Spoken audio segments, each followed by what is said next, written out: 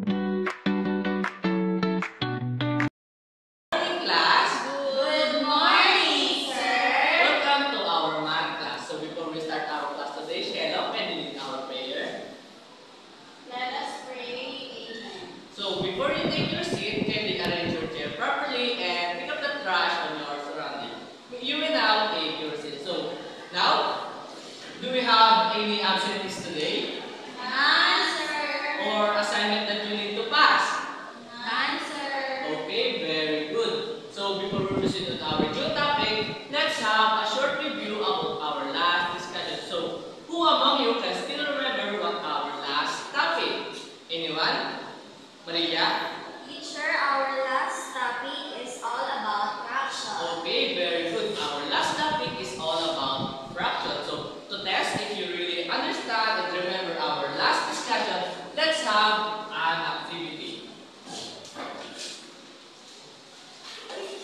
So for our direction, write the fraction for the given image. So who wants to answer? Miguel?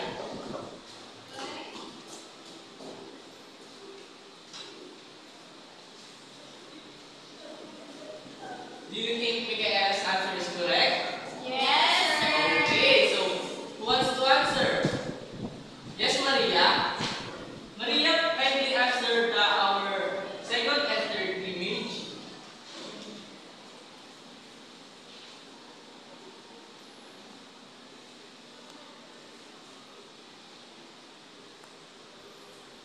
Okay, do you think Maria's answer is correct? Yes, sir. So, who wants to answer? Yes, Yellow?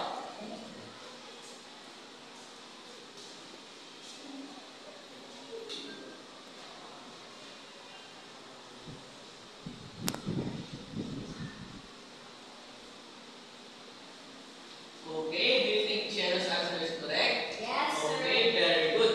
To test you even more, if you really understand our topic, let's have another activity.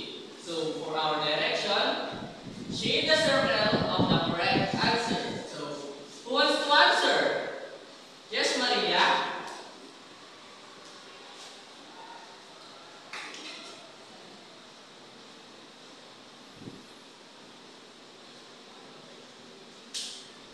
Do you think Maria's answer is correct? Yes, sir. Okay, so who wants to answer next? Yes, Yellow?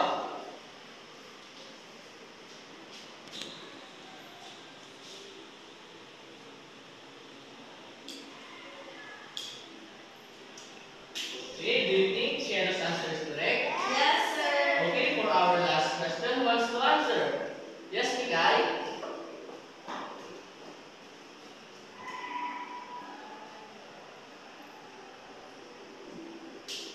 Do you think Miguel's answer is correct? Yes, sir. Okay, I'm glad that all of you really remember our last topic.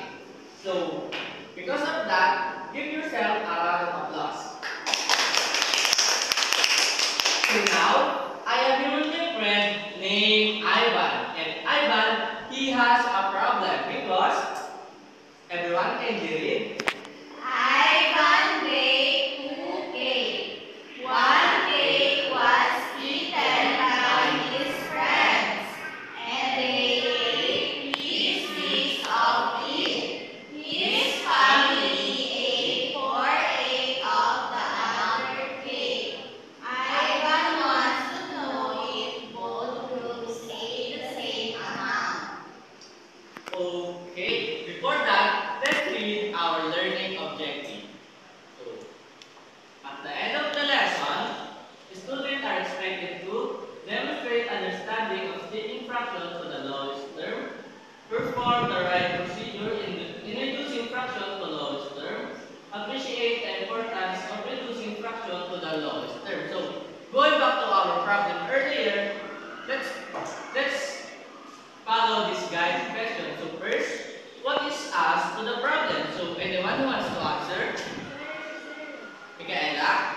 If both groups ate the same amount of the cake. Okay, very good. If both groups ate the same amount of cake. And what are the given? What, Maria?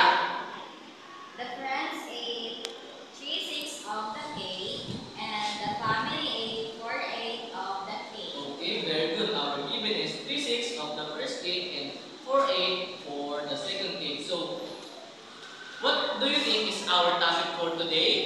Anyone who has an idea? Sheila? Our topic for today is all about fractions in lowest term. Okay, very good. Our topic today is all about fraction in the lowest term. So, who is ready for our new discussion? Okay, very good. Let's start our new discussion. So, what is lowest term? So, fraction in its lowest term has a numerator and denominator that are relatively prime. To reduce the fraction in its lowest form, you can use the two methods, which is the GCF and prime factorization. So, first, let's discuss what is GCF. GCF, divide the numerator and denominator in the same number. That number is the GCF. So, we all know naman how to, we have 6 and 9. First, we will list the we will list the factor of 6 and 9. So, the fraction of 6 is 1 2, 3, and 6. And for our denominator, we have 1, 3, and 9. So what you are going to do is to find their common factor.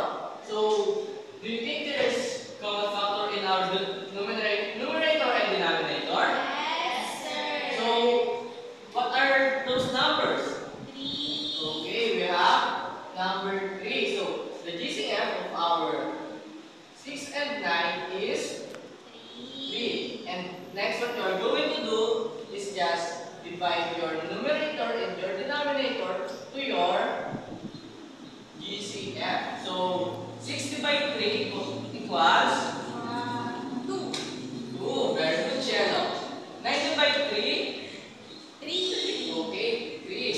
So the lowest term of 6, 9 is 2/3. So next we will use the prime factorization. So can I remove this class? yes, sir. Okay. For our prime factorization, write the numerator and denominator as the product of their prime. Again, we have 6 and 9, and we will list them in their prime factorization.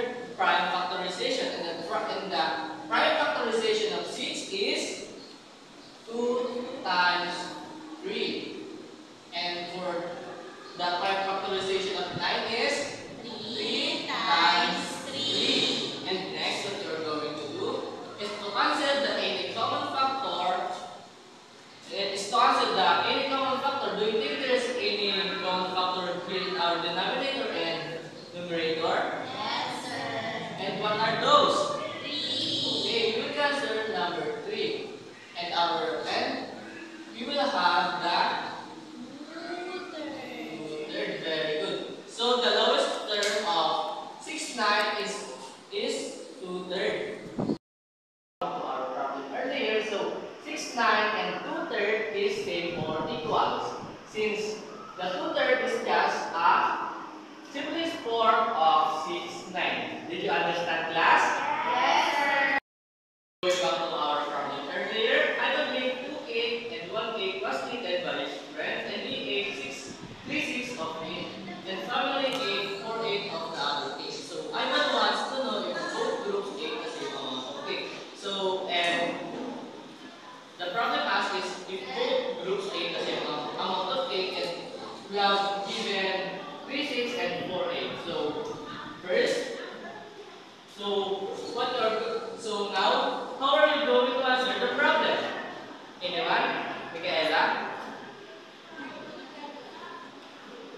By reducing the fraction to the lowest term and comparing them. Okay, very good. By reducing them and comparing both his friends and parents. Okay, so now we will use GCF and prime factorization. But first, let's use the GCF for friends. And our given it is 8. So who wants to answer? Yes, Kai?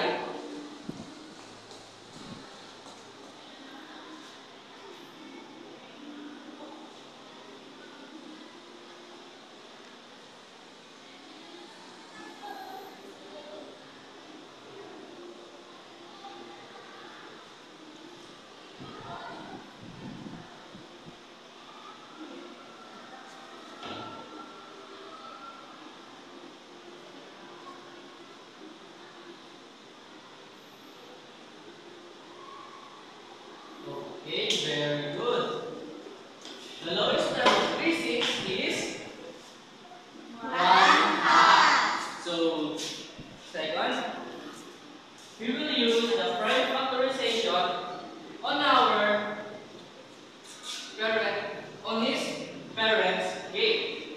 So we have 4, 8. So who wants to answer? Yes, Maria?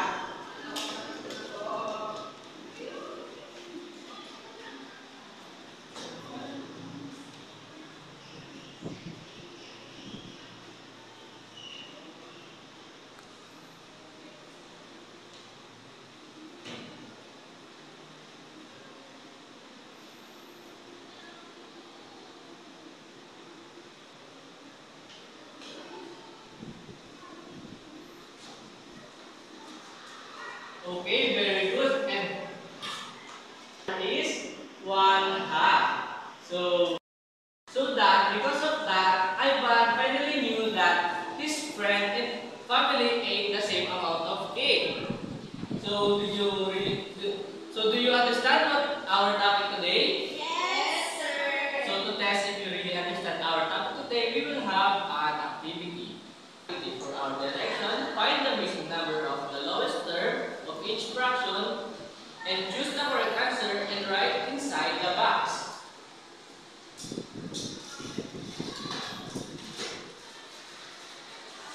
So, who wants to answer number 1? Anyone? Yes, Yellow?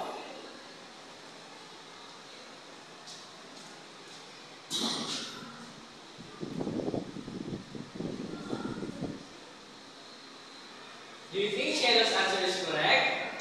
Yes, sir. Okay. For our number 2, who wants to answer? Yes, Mikay?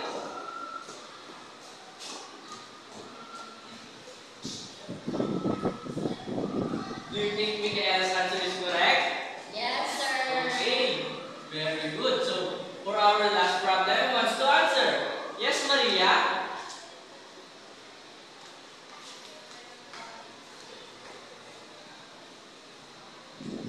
Do you think Maria's answer is correct? Okay, very good as well. So, to test even more if you really understand our new topic, let's have another activity. For our direction, put check if the fraction in the lowest term and put x if not. So, who wants to answer? Michaela? Kindly answer our first and second problem. Okay, very good. So, what's next? Yes, Yellow? Kindly answer our third and fourth question. Okay, very good. It seems that all of you really learned and understand our discussion. So, class, I prepared some questions here to test if you really understand our lesson. So, first, what can you say about the fractions that are given, that are different numerator and denominator but represent the same amount? Who wants to answer? Yes, Maria? They gain equivalent fraction. Yes, very good. They are equivalent fraction. And for our number 2, how can simplified fraction help you to compare it to another fraction? Anyone? Michaela? It makes it easier to see if the fraction are equal. Yes, very good. And for our last question, what is important to write fraction in the lowest term when solving a problem? Yes, Sheila? It helps to understand and compare value more clearly. Okay, very good. Because of that, give yourself a round of applause. So class, now bring out your math notebook and answer this problem. I will give you just 2 to 3 minutes each question. Are you all done? Yes, sir. Please exchange your paper on your seatmate. And this is our answer. So